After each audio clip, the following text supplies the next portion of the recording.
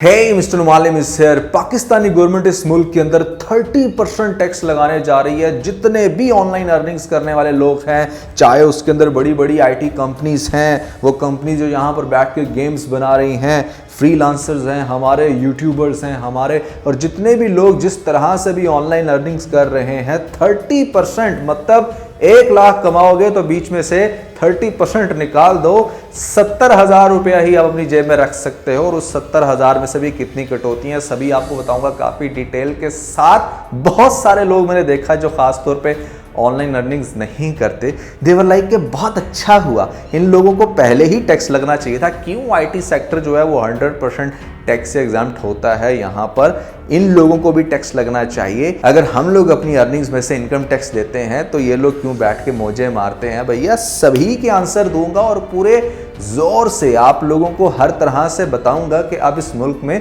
होने क्या जा रहा है। तो काफी इंटरेस्टिंग होगी ये वीडियो। जो नए लोग आए मेरे चैनल पर जल्दी से दबा दें सब्सक्राइब को बटन, प्राण लो जैसे कि इंस्टाग्राम फॉलो @मालिम, क्योंकि आपके सभी क्वेश्चंस के आंसर मैं वहां पर करने वाला हूं। वीडियो का जैसे लगता है कि मैं स्टार्ट कर सकूं बहुत ही सूटेबल रिव्यू, तो चले आगे बढ़ते हैं।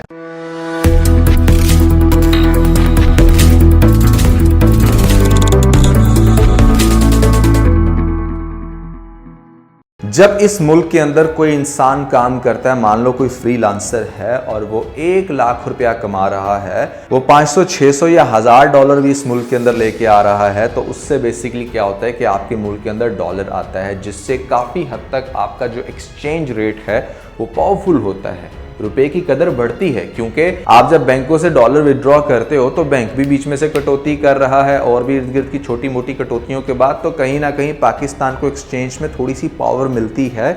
और वो जो एक्सचेंज रेट आपका इस टाइम भी इस सारी प्रैक्टिस के बावजूद भी 202 पे है। पहले तो आप ये अब एक्सपेक्ट कर लो कि भैया ये जाने वाला है 350, 400 के ऊपर, क्योंकि यहाँ पर लोग बैठ के अब जब डिस्करेज होंगे, पता चलेगा कि भैया 30% तो ऐसे में डिडक्ट हो जाए, या तो ये काम छोड़ो या फिर ये मुल्क। हम क्यों ना किसी ऐसे मुल्क में चले जाएं जहां पर हमें टैक्स ना लगे, यहाँ पर टैक्स की रेशियो एटलीस्ट पाकिस्तान से कम हो। कंपनीज बैठ के ये सोचेंगी कि हम क्यों यहाँ पर इतनी बड़ी बड़ी कंपनीज बना के इतने बड़े बड़े टावर्स के अंदर इनकी जगह बाय करके भैया बैठ जाएं। अगर हमने इतना ज्यादा टैक्स देना है और काम भी करना है गोरों के लिए, तो चले जाते हैं दुबई, चले जाते हैं इंडिया, किसी भी ऐसे मुल्क में चले जाते हैं जहां पर टैक्स इस तरह से नहीं लगेगा। तो उससे होगा क्या? पाकिस्तान के अंदर सबसे पहले जितने भी आईटी सेक्टर्स में लोग काम कर रहे हैं बेचारे रोडों पे आ जाएंगे, अनएम्प्लॉयमेंट का रेट बहुत बढ़ जाएगा। और डॉलर ना आने की वजह से ये जो 200 के ऊपर डॉलर अभी फिलहाल टिका हुआ है, ये जाएगा 400 के ऊपर। और फिर ये जो आम आदमी बड़ा खुश हो रहा है ना कि इनके ऊपर भी टैक्स लगे, इनकी भी कटौतियां हो,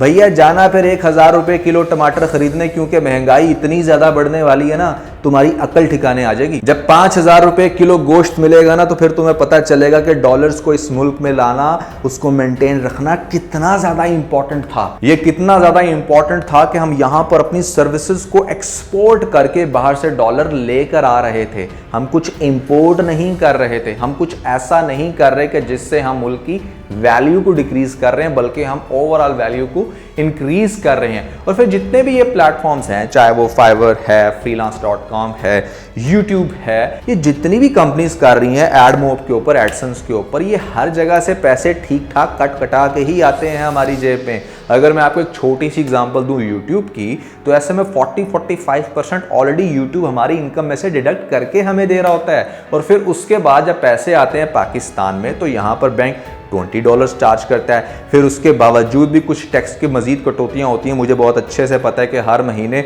फजूल का 10-12 हज़ार रुपया कट जाता है। फिर भी सोचते हैं कि चलो कोई नहीं यार, keep going on with this transaction है, मतलब यहाँ पर हर इंसान का मुंह खुला। लेकिन 30% मतलब 30% का मतलब तो ये क्लियर है कि यहाँ पर आप बैठ के काम नहीं कर सकते। आपके पास यही ऑप्शन है, आप इस मुल्क को छोड़ो, किसी ऐसी जगह पर जाओ जहां पर इनकम तो आपकी डेफिनेटली इन बड़े बड़े प्लेटफॉर्म एडमोब, एडसेंस से आनी है। तो हम क्यों ना उस मुल्क में जाके बैंक का अकाउंट खोलें जहां पर इतनी ज्यादा डिडक्शंस ना हो। तो आप इवेंचुअली मुल्क को किस तरफ लेकर जा रहे हो, अब आपको बहुत अच्छे से आइडिया हो जाएगा। पाकिस्तान इस टाइम दुनिया के उन टॉप 10 कंट्रीज में से है जो सबसे ज्यादा अपनी आईटी के एक्सपोर्ट्स दे रहे हैं। अब्रॉड में बैठा जो गोरा पाकिस्तानी फ्रीलांसर्स को इसलिए काम दे देता है क्योंकि उसे पता होता है कि इस मुल्क में रेट ठीक है, यहाँ पर इनकी कन्वर्जन अच्छी मिल जाती है इनको, तो चलो ठीक है हम यहाँ पर लगा देते हैं $100, उसको दूसरे मुल्क के फ्रीलांसर्स एक्सपेंसिव पड़ते हैं। अब जब वही गोरा बैठ के ये सोचेगा कि भैया इस मुल्क के अंदर तो 30% फर्दर जो मैंने पैसे भेजने हैं उसकी डिडक्शन हो जानी है, सो दैट्स वाई ये मुझे हाईली रेट चार्ज करेगा, तो वो गोरा फौरन से काम देगा जो बैठा है इंडिया के अंदर फ्रीलांसर या बैठा है दुबई के अंदर या बांग्लादेश के अंदर, किसी भी दूसरे मुल्क में बैठे एम्प्लॉय को दे देगा, पाकिस्तानी को नहीं देगा। क्योंकि गोरे की रिसर्च हमसे बहुत आगे होती है, सबको पता है कि किस मुल्क में टैक्स रेशो क्या है। तो पहले भी जितने डिसीजन लिए इस गवर्नमेंट ने इंतहाई पैथेटिक, फजूल और इस तरह के डिसीजन के मतलब जिससे इकॉनमी हमारी दिन ब दिन डूब रही है, और ये डिसीजन तो एब्सोल्युटली नॉट, मतलब जैसे इमरान खान कहते हैं ना कि बिल्कुल भी हमें एक्सेप्टेबल नहीं है, हमको गुलाम है कि जो आप कहें हम वो करें, तो ऐसा नहीं होने वाला। अगर पाकिस्तानी आईटी इंडस्ट्री को आप लोग बचाना चाहते हो तो आप सब लोगों को निकलना पड़ेगा, आप सब लोगों को एक टाइम स्केड्यूल बनाना पड़ेगा कि कब कहाँ किस टाइम हमें स्ट्राइक करनी है, किस तरह से हमें अपने हक के लिए आवाज़ उठानी है, और किस तरह से हम ऑनलाइन भी अपने प्लेटफॉर्म्स को यूज़ करके इस गवर्नमेंट को थोड़े से होश के नाखून दें कि भाई इस तरह का काम करोगे तो उससे हमें तो इतना बड़ा नुकसान नहीं होगा, हम लोग तो अपना फिर कोई सोल्यूशन निकाल लेंगे कि जैसे मैंने आपको बताया मुल्क छोड़ के जा सकते हैं, यहाँ पर अपनी अर्निंग्स को अपने ऑनलाइन प्लेटफॉर्म्स पे रखेंगे, नहीं विड्रॉ करेंगे। भैया हम लोग अगर 2 महीने की भी स्ट्राइक कर दें तो आप लोगों का भट्टा गोल हो जाएगा।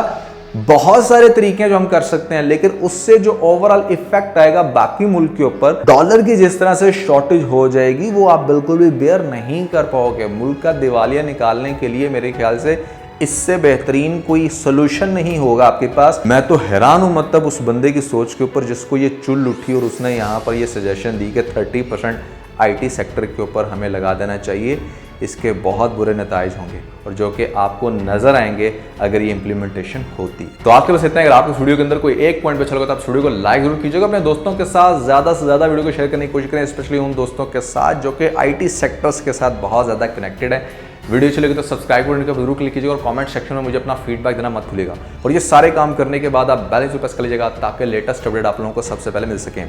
इसके साथ बहुत सारा ख्याल रखें, stay motivated and god bless you. Hey mister Numan is here. सिनफियान ड्रामे की आज हम कहने को तो एक ऐसा ड्रामा है जो कि बड़ा रिलीजियस बेस को बहुत ही ज्यादा मजा आने वाला है। अच्छा वैसे मैं सोच रहा था लेकिन पार्ट 1 तो भैया कमाल का था, बिल्कुल भी अच्छी नहीं लग रही। एक बड़ा इरिटेटिंग सा करैक्टर आपने बना दिया इसको। देखा है कि मतलब स्पेशल माँ और बाप दोनों नहीं, जब हाजी मरजान भी इस ड्रामे में नहीं रहेगा। गो फॉर परिवेश, क्योंकि उसकी जो लुक्स हैं तो मैं बहुत इंप्रेस हुआ इनकी एक्टिंग देख के। मतलब नहीं तो मैं डिवोर्स ले रही हूँ, मैं ये जा रही हूँ, ये चीज गलत है। यहाँ पर जो हिलमंद की माँ है कि सबसे बड़ी दुश्मन कौन होगी?